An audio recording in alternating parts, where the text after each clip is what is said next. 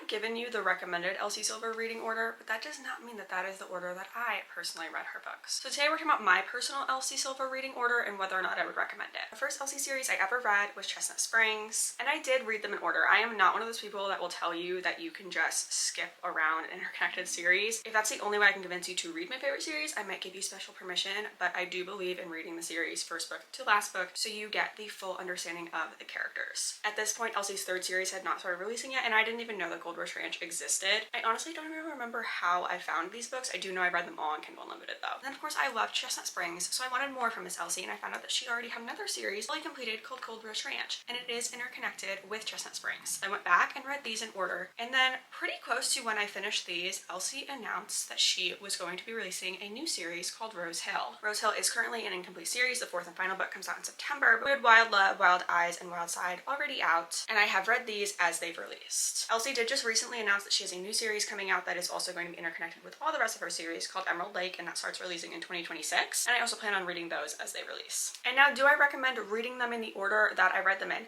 Actually, I do. I think it really depends on your preferred reading and your reading taste, but for me, if I had started with Gold Rush Ranch, I think I honestly would have rated it lower than I did. And I don't know that I would have been as enthusiastic about continuing on with her books, just because Gold Rush Ranch is definitely the weakest series of all of her series. Obviously, it's her first one. I still love it, but if you're kind of a high maintenance reader, then you might not, and you might be a little more hesitant. And I want you to read all her books, and I want you to love them all. So for me, I'm happy I started with Chestnut Springs and then moved back to Gold Rush Ranch, got caught up, and then was lucky that it timed with when Rose Hill was starting to release. I've seen a lot of other readers do it in this order. I really think you can't go wrong between this and chronological order, but I honestly don't think I'd recommend reading Rose Hill first. Unless it's the only way to get you to read an Elsie book, then I say do whatever you want to do, because I want everyone to read her books because I absolutely love them.